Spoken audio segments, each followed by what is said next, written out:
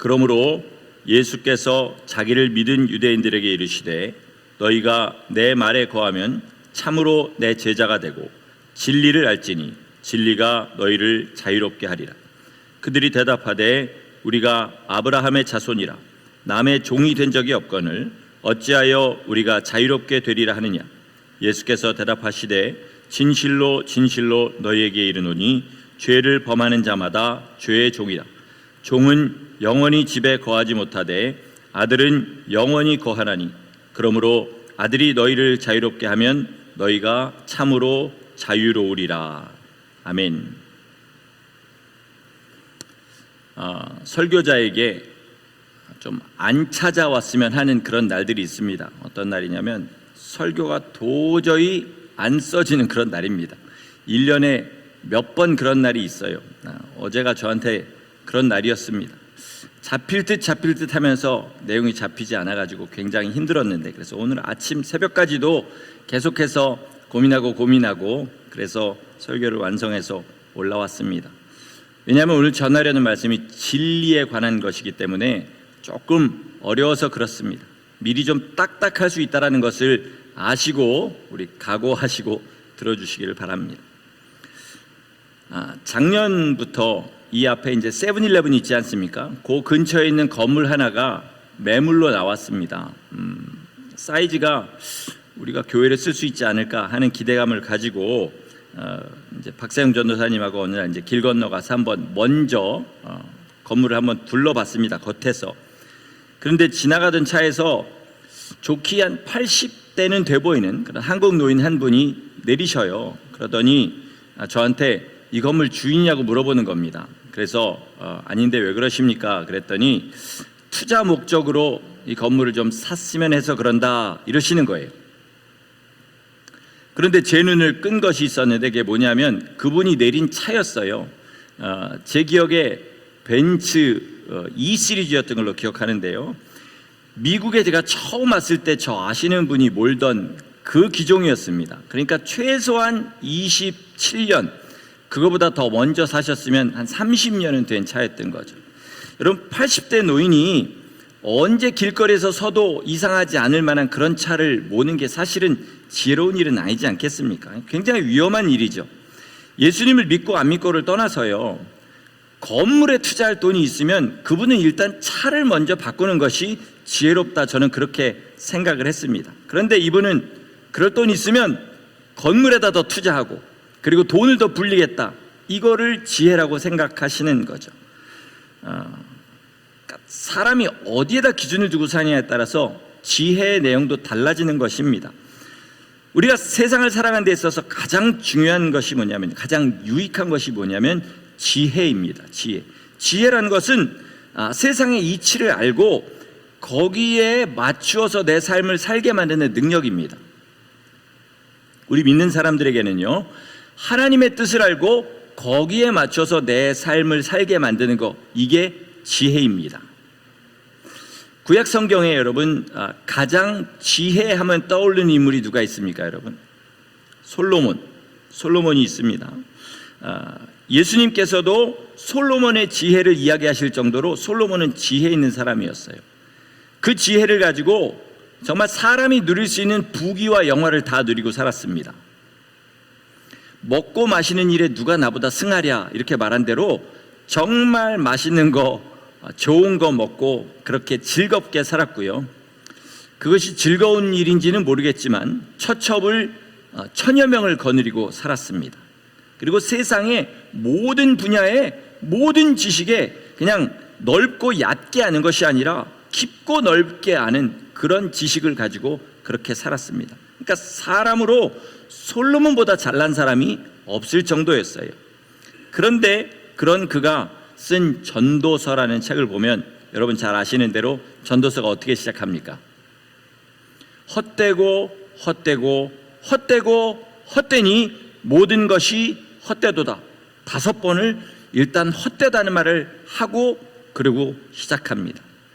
그리고 자기가 일평생 누린 것들 이야기해봤는데 이거 다 쓸데없더라. 자기 지혜를 가지고 사람의 인생에 대해서 열심히 고민해봤는데 돌아보니까 아무것도 남는 거 없더라. 그리고 마지막에 결론을 이렇게 냅니다.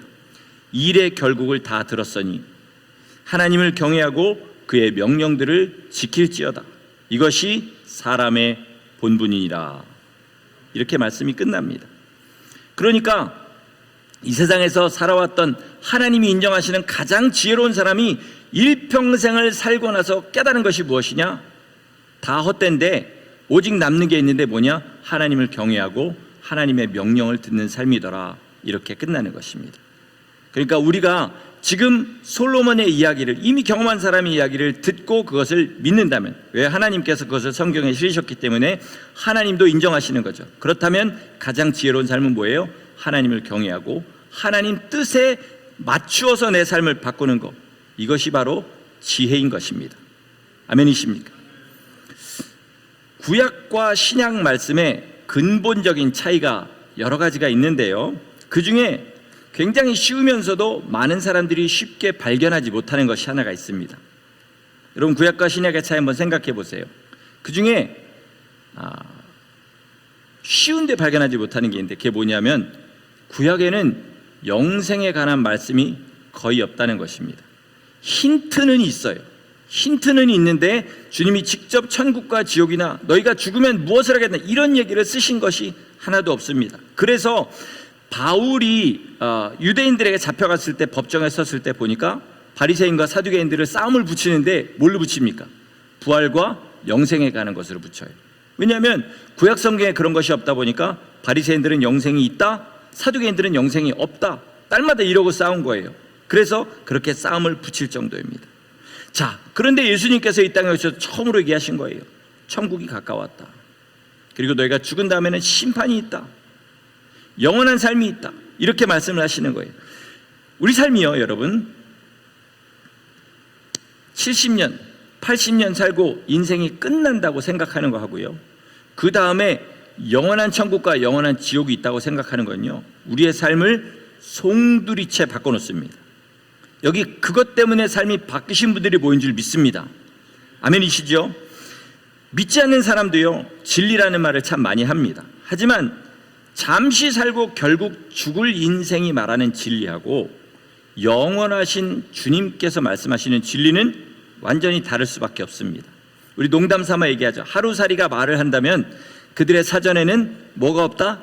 내일이란 말이 없다. 마찬가지로 영생이 뭔지 모르고 이 땅에서 잠시 살다 죽는 사람이 예수님이 말씀하시는, 영원하신 분이 말씀하시는 진리를 깨달을 수는 없는 것이죠. 그래서 우리에게 성령을 부어주셔서 그것을 알도록 하셨습니다. 이거를 이해를 못하니까 주님께서 오늘 말씀에서 진리가 너희를 자유케 하리라 이랬더니 그 유대인들이 뭐라 그럽니까? 우리는 아브라함의 자손이야, 종이 된 적이 한 번도 없는데 요즘 쓰는 말로 웬 자유? 이렇게 물어본 거죠. 이게 그들의 한계인 거예요. 주님의 뜻을 도저히 알 수가 없는 것입니다. 주님의 눈으로 볼 때는 죄와 사망에 매여서 종노릇하고 있어서 온 손과 발이 묶여 있음에도 불구하고 자기들은 일평생 그렇게 살았기 때문에 조금도 불편하지 않은 것입니다. 그러니까 주님의 말씀이 이해가 되지 않죠. 우리도 마찬가지입니다. 진리가 너희를 자유하게 하리라, 이것을 믿는다고 한다면 정말로 자유를 누릴 수 있어야 되는데 아직도 손과 발이 묶여 있음에도 불구하고 나는 자유하다 이렇게 주장하시는 그런 성도들이 있다는 것입니다. 진리가 뭡니까, 여러분? 제가 한 번 말씀드린 적이 있는 것 같습니다. 진리란 것은요, 영원히 변하지 않는 법입니다. 진리가 뭐라고요? 영원히 변하지 않는 법. 영원하지 않은 것은 진리가 아닙니다. 영원을 모르고 살던 죄인이 주님의 은혜로 영원한 것에 맞춰서 자기 삶을 바꾸는 것, 이게 뭐냐면 자유인 것입니다.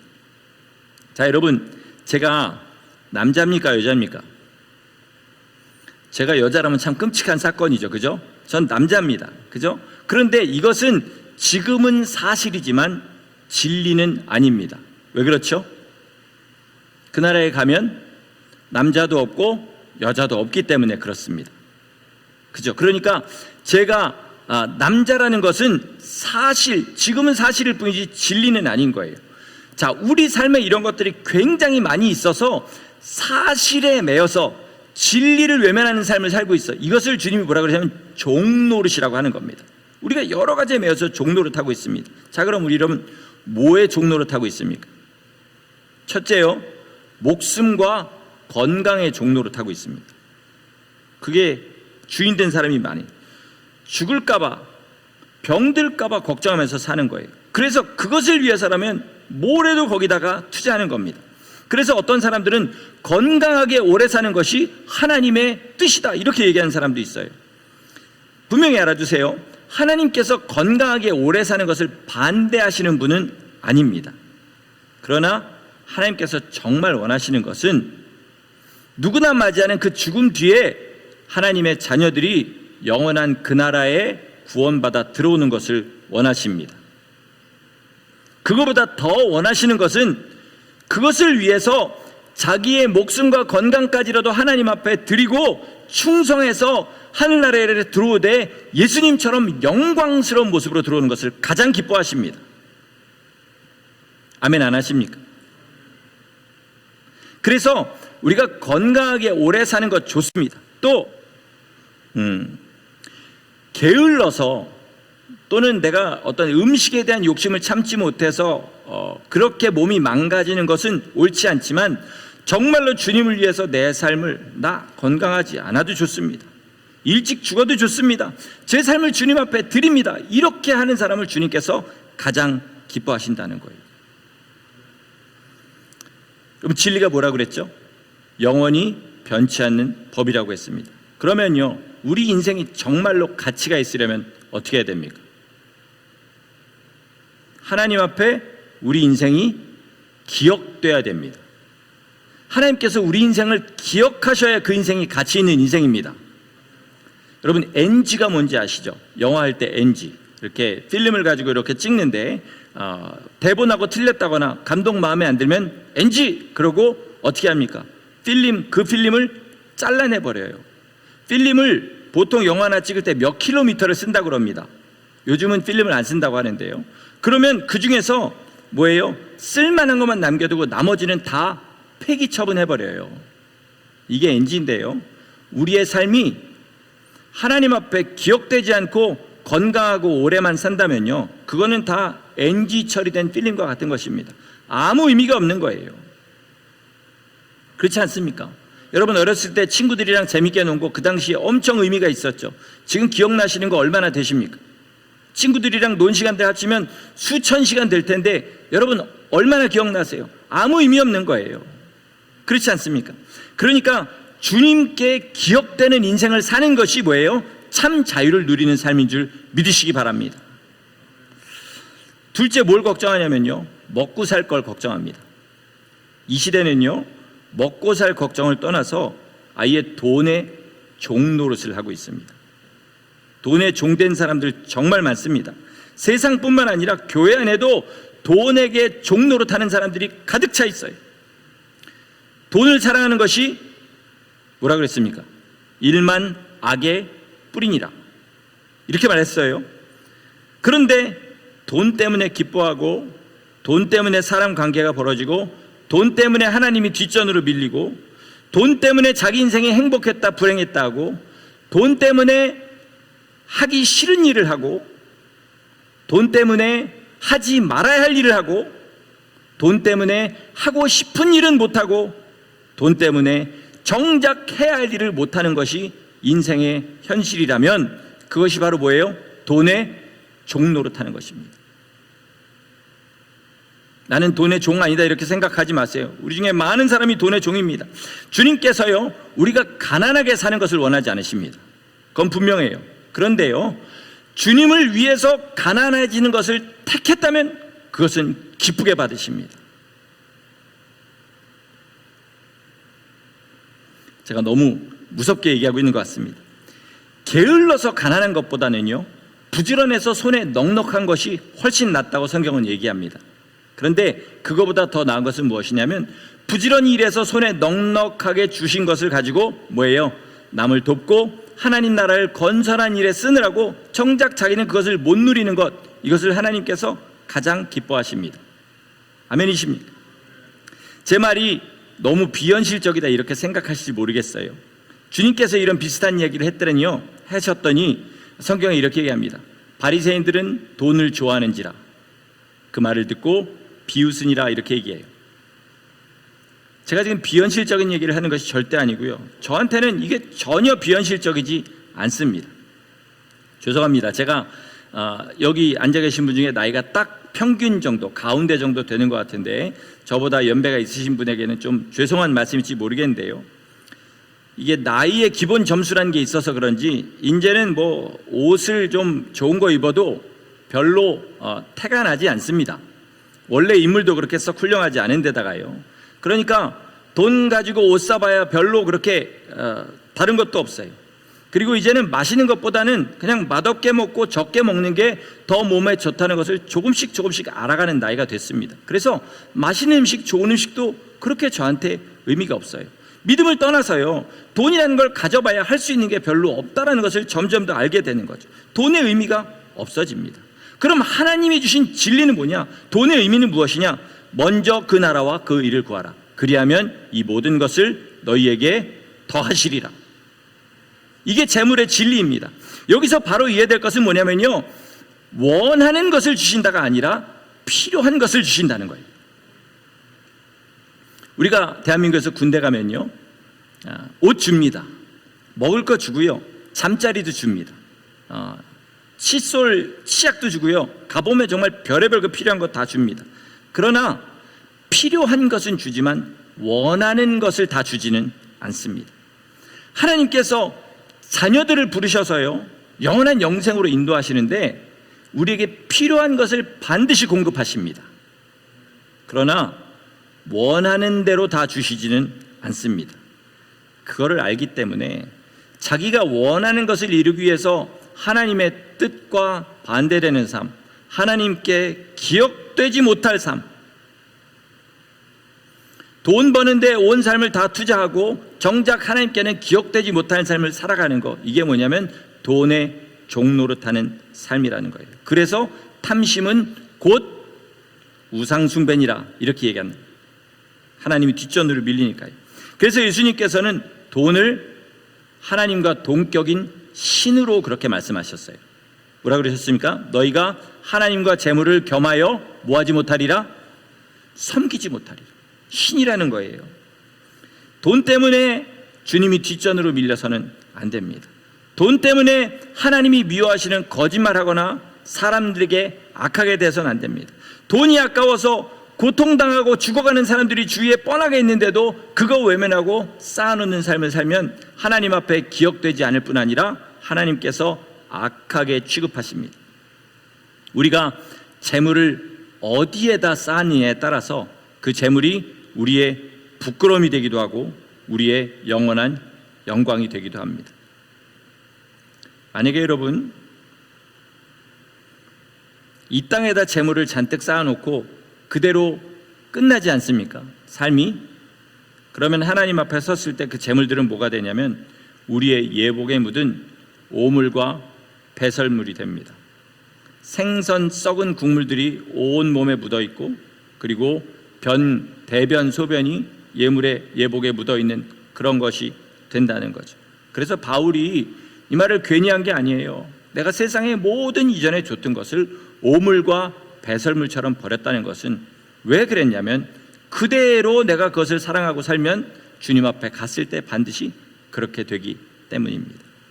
자, 재물에 대한 진리를 주님이 이렇게 말씀하셨어요. 한 푼도 직접 하나님 앞에 가져갈 수 없습니다. 1센트도 하나님 앞에 직접 가져갈 수 없어요. 천국에 갔는데 내 여기다 쌓아놓은 통장에 머니 와이어를 해갖고 하나님 앞에 그때 할 수 없습니다. 언제 할 수 있냐면 이 땅에서 지금 숨쉬고 있는 이때에 주님의 영광을 위해서 쓸 때 어떻게 합니까? 하늘에 쌓는 것이 됩니다. 얘기할 때마다 제가 여러분이 지겨울 정도로 말씀드리지만 헌금하시라는 얘기 아닙니다. 하나님이 기뻐하시는 것에 돈을 쓰시라는 이야기예요. 열심히 이러다 어느 날 쓸 날이 있겠지. 절대로 그런 일 일어나지 않습니다. 지금 아까워서 못 쓰면 나중에 못 씁니다. 사업 시작하는 사람들이 꼭 하는 얘기 있어요. 이거 잘 되면 주님 앞에 바치려고 합니다. 지금 안 쓰는 사람은 잘 돼서 주님 앞에 바치는 사람 한 번도 못 봤습니다. 여러분, 제가 지금 여러분을 야단치는 게 아니니까 너무 그렇게 저를 째려보지 마시고요. 진짜 그렇습니다. 뭐가 여러분에게 득이 되는지를 가르쳐 드리는 거예요. 목숨이 아까워서 건강하게 살려고 주님께 충성하지 못하는 거 다 헛된 삶이라는 거고요. 돈이 아까워서 그냥 여기에다 쌓아놓고 돈 버는 데만 온 삶을 하는 거 하나님 앞에 미련한 일입니다. 제 얘기가 아니라 성경의 이야기예요. 그러니까 여기에 좀 맞춰서 우리의 삶을 그렇게 바꾸는 것이 뭐예요? 진리가 우리를 자유하게 하는 삶이라는 얘기를 제가 지금 드리고 있는 것입니다. 아멘 하시고 제발 삶을 그렇게 바꿔가시기를 예수 이름으로 축원합니다. 바울이요 갈라디아서 6장 14절에 이렇게 얘기합니다. 그리스도로 말미암아 세상이 나를 대하여 십자가에 못 박히고 나도 세상을 대하여 십자가에 못 박혔노라. 주님을 믿고 나니까 예전에는 내가 그렇게 사랑하던 것들이 아무 의미가 없어지는 거예요. 못이 박힌 것처럼 나한테는 죽은 겁니다. 나도 마찬가지로 세상에 대해서 똑같이 그렇게 죽어버린 거예요. 그런데 그게 죽음이냐? 그게 아니라 거기서부터 새로운 생명이 시작되는 것. 이게 바로 주님이 오늘 말씀하시는 자유인 것입니다. 여러분 자유하십니까? 진짜로 자유하십니까? 나 예수 믿기 전하고 예수 믿은 다음에 뭐가 그렇게 자유하시고 변하셨습니까? 냉정하게 한번 보세요. 여전히 똑같은 거 좋아하지 않습니까? 여전히 내 삶의 가치는 돈에 있고 목숨에 있고 건강에 있지 않습니까? 그렇다면 뭐가 자유한 겁니까 도대체? 이걸 생각하시라는 거죠. 자유라는 것은요 우리 마음대로 하는 것이 아닙니다. 주님이 가르쳐 주신 진리를 따라서 영원한 것을 준비하며 살아갈 수 있는 게 바로 자유입니다. 십자가가요 여러분 정말 요즘 죄송합니다. 이게 좀 여러분은 모르시는 말일 수도 있는데 그 게임하는 친구들한테 이 반칙에 가까운 그런 컴퓨터의 버그를 찾아가지고 하는 거를 치트키라고 하더라고요. 치링할 때 치링, 그리고 그 키를 누르면 거짓말처럼 게임을 이기게 된다고 치트키라고 그러는데 우리 십자가를 제가 그렇게 표현해서 정말 죄송합니다. 그런데 정말로 주님의 십자가가 무슨 능력이 있냐면요. 우리 오늘 이야기했잖아요. 우리가 주님 뜻대로 살지 못한다는 것을 깨달을 때 하나님 앞에 그것을 내놓고 주님 죄송합니다. 씻어주시고 다시 한번 기회를 주세요. 그러면 십자가가 우리의 심령 가운데 역사하시고 주님의 흘린 그 피가 역사하셔서 다시 우리에게 기회를 주시는 거예요. 여러분 인생 다시 한 번만 살았으면 좋겠다 이런 생각할 때가 얼마나 많습니까? 그런데 십자가가 무슨 능력이 있냐면요 우리 인생에게 다시 기회를 주시는 능력이 있는 줄 믿으시기 바랍니다. 그러니까 거기에 맞춰서 나 주님 뜻대로 살고 싶은데 이거 세상 거는 상관없어요. 주님 뜻대로 살고 싶은데 나 그렇게 못 사는 거 주님 죄송합니다. 다시 한번 기회를 주세요 할 때 주님의 십자가의 보혈로 우리를 씻으시고 새로운 능력을 주시는 거. 이게 바로 우리가 누리는 참 자유인 줄 믿으시기 바랍니다. 그런데 주님이요 우리가 이 자유를 누리려면 어떻게 해야 된다고 말씀하시냐면요 내 말에 거해야 된다 이렇게 말씀하셔요. 다시 말하면 주님의 말씀에 순종해야 되는 것입니다. 단순하게 얘기하면 주님이 말씀하신 그대로 사는 거예요. 누가 갑자기 내 오른뺨을 때리면 그냥 무의식 중에 왼뺨을 내놓을 정도로 주님 앞에 순종하며 사는 거예요. 그러나 여기서 한 걸음 더 나가면 진리를 기준으로 내 삶을 바꾸는 것입니다. 지난 주간에 어떤 미국 여자 의사분의 아주 감동적인 이야기를 들었습니다. 이분은 그 자기 전문 분야에서 미국 전체에서도 손꼽는 권위자라고 하셔요. 그런데 원래는 무신론자였답니다. 그러다가 레지던트 마지막 해에 예수님을 만났다 그래요. 그리고 거기서부터 뜨겁게 예수님을 믿기 시작하는 거예요. 근데 보통 레지던트 되면 한 30살 뭐 이렇게 되지 않습니까? 이미 결혼을 했는데 예수님 만난 다음에 얼마 안 있다 딸을 낳는데 이 딸이 심한 자폐한 거예요. 아주 극하게 심한 자폐한 겁니다. 그리고 자기 남편이 뇌 세포가 점점 없어져가는 그런 병에 걸렸습니다. 자, 원래 무신론자였으면 자기 친구들도 거의 무신론자일 거 아닙니까? 그러니까 자기 친구들이 뭐예요? 비웃는 겁니다. 야, 너 예수 믿더니 네 삶에 낮은 게 뭐 있냐? 하나님이 정말 살아계시면 어떻게 너를 하나님을 믿는 너를 이렇게 어렵게 할 수가 있냐? 그런데 이분은 조금도 흔들리지 않고 자기 일하면서 그 자기 남편과 아이를 날마다 돌봅니다. 그 집에 가면 거실에 침대가 2개가 있다고 해요. 하나는 남편, 하나는 딸이 누워있다고 합니다. 그런데 이 의사는요 그렇게 유명하고 실력 있어서 사람들이 막 찾아오려고 난리를 치는 그런 의사임에도 불구하고 돈 없고 아픈 사람들 돌봐주느라고 치료비를 못 받는다고 해요. 그래서 어느 지경까지 왔냐면 집이 날아가고 병원 오피스가 위태위태한 지경까지 그렇게 왔다고 합니다. 그런데 매일 새벽마다 자기 동료 크리스찬 의사들을 전화로 깨워가지고요 기도한대요. 무슨 기도하냐면, 하나님, 오늘도 우리 환자들이 병원에 오기 전에 병이 나와서 우리를 안 봐도 될 수 있도록 해주세요. 이거 다른 말로 하면 무슨 얘기입니까? 주님, 저 돈 안 벌어도 좋으니까 제 환자들 안 아프게 해주세요. 이렇게 이야기하는 겁니다. 세상은 무슨 저거 미련한 삶이냐, 주님이 꼭 그걸 원하시냐, 비웃을지 모르지만요, 이분은 뭐를 누리는 거예요? 지금 진리 안에서 자유를 누리는 겁니다. 돈에 매인 사람들은 그걸 미련하다고 할지 모르지만 자기가 생각할 때는 그거 아무 상관없는 거예요.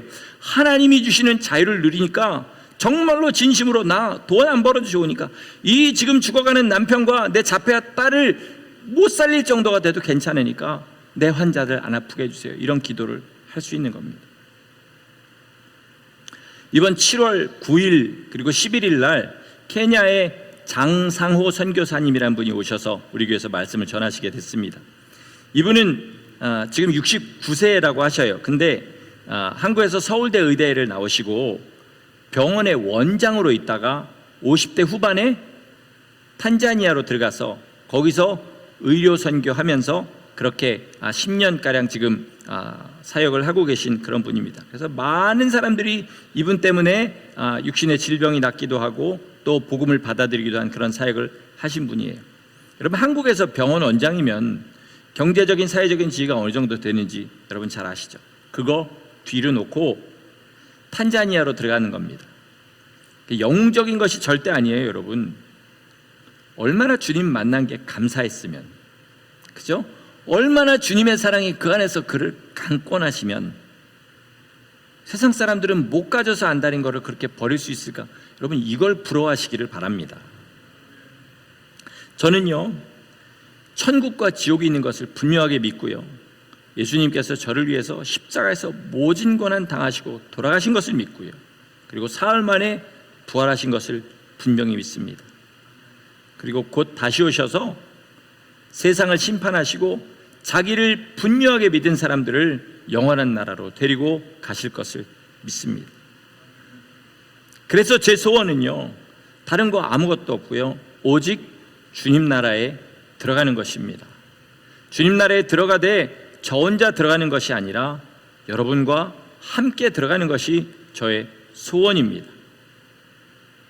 이거 하나만큼은 분명합니다. 소원만큼 제가 살고 있지는 않은 것 같습니다만 그것은 분명히 저의 소원입니다. 그래서 솔직하게 말씀드려서요, 건강하게 장수하는 분 전혀 부럽지 않습니다. 세상에서 돈 잘 버는 분 조금도 부럽지 않아요. 자녀가 세상에서 잘 나가고 잘 되는 분 조금도 부럽지 않습니다. 다만 하나님 앞에 짧게 살더라도 기억되게 사는 사람이 부럽습니다. 돈을 잘 벌어서 하나님 앞에 기억되게 쓰는 분이 부럽습니다. 이원철 선교사님 자녀들처럼 그 척박한 땅에 자기 아버지가 하는 그 사역을 물려받겠다고는 믿음의 자녀를 가진 분들이 부럽습니다. 그리고 방금 이 여자분처럼, 여자 의사처럼 정말로 예수님을 뜨겁게 만나서 자기 삶을 얼마든지 다 주님 앞에 내놓을 수 있는 그런 사람들이 부럽습니다. 그래서 요즘은 정말 저도 그렇게 살게 해달라는 그런 기도하고요, 다짐을 하고 이러는 시간을 많이 갖습니다. 말씀을 마치겠습니다. 여러분, 자유하다는 것은요, 내 마음대로 사는 거 아닙니다. 내 뜻대로 세상 일이 되는 거, 자유한 거 절대로 아닙니다. 주님 뜻대로 사는 것이고요, 내 삶에 하나님의 뜻이 이루어지는 것이 자유한 것입니다. 그러려면 주님의 말씀을 들어야 됩니다. 주님의 말씀을 들으려면요, 여러분 이 말 한마디 기억하세요. 주님의 말씀만 들어야 됩니다. 다른 데서 들리는 소리들을 이렇게 다 듣고요, 그것과 그 중에서 주님의 말씀이 옳은가 그른가 판단하시면 안 되고요, 내가 주님 믿기로 작정했으면, 제가 3주 전에 그렇게 설교했죠, 하나님 뜻대로 살기로 결단했으면 세상의 모든 지방방송 다 꺼버리고 하나님 말씀만 들어야 됩니다. 그래도 진리 안에서 자유를 얻을까 말까 한 것이 이 세상의 방해이고 이 세상의 욕심입니다. 그러니까 주님의 말씀에 반대하는 이야기들은 어떻게 돼요? 의도적으로 다 무시하셔야 돼요. 세상에서 들려온 소리 다 내려놓고 주님 말씀만 들어야 됩니다. 진리를 상식선에서 이해하시면 안 돼요. 내 여지껏 인생 살아온 이 짧은 아무것도 아니고 아무도 인정해 주지 않는 세상의 지식에다가 진리를 대충 갖다 대셔서는 안 됩니다. 또 진리를 내 욕심과 짬뽕하셔서도 안 됩니다. 죄송합니다. 짬뽕이라는 전문 용어를 써서. 제가 예전에 미국 사람하고 한국 횟집에 한번 간 적이 있습니다. 근데 그 사람이 회를 초고추장에 찍어 먹는 걸 보고요, 저게 뭐 하는 짓이냐고 그래요. 왜냐하면 저 강한 초고추장에 저 비싼 회들을 찍어 먹으면 회 맛이 나겠냐, 초고추장 맛이 나겠냐, 저건 바보짓이다. 저도 그때부터 절대로 초고추장에 찍어 먹지 않습니다. 거의 완전히 이해가 된 거죠. 마찬가지로요, 예를 들어서 우리 돈 욕심에다가 하나님의 말씀을 갖다 넣잖아요. 적어도 이 정도는 살아야 된다, 이거를 기본으로 해놓고 거기다 하나님의 말씀 갖다 놓으면요, 그때부터 하나님의 말씀은 전혀 능력을 발하지 못합니다. 적어도 내가 이 정도는 행복해야 된다, 자기의 행복의 욕심에다 하나님의 말씀을 갖다 넣잖아요. 그때부터 하나님의 말씀은 아무것도 아닌 게 됩니다.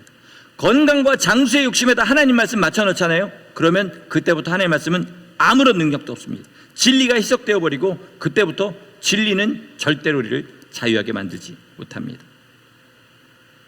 지금도요, 여러분 예배 드리시는 이 모든 순간도요, 하나하나 주님 앞에 있는 생명책에 기록되고 있습니다.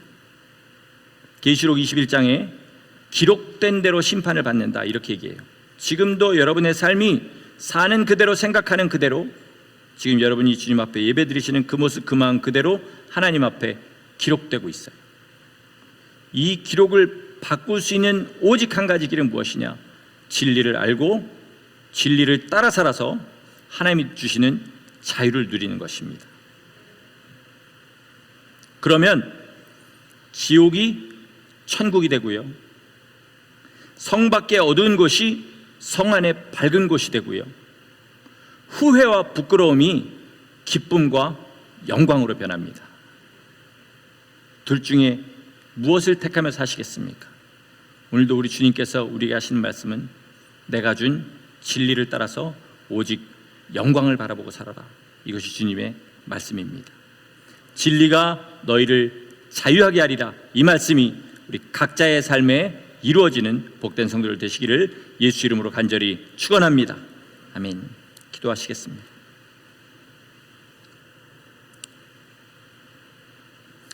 주님, 세상에 매여서 주의 말씀이 들리지 않을 때도 너무나 많은 것을 주 앞에 고백합니다. 세상의 마음이 뺏겨서 주의 말씀이 생각나지 않을 때도 있음을 주 앞에 고백합니다. 생각이 났음에도 불구하고 무시한 적도 있음을 주님 앞에 고백합니다. 그러나 우리 주님께서 성령으로 우리 함께 하셔서 진리를 우리 심령 가운데 가지고 세상을 이기고 자유를 누리는 우리 모두 되게 하여 주시옵소서.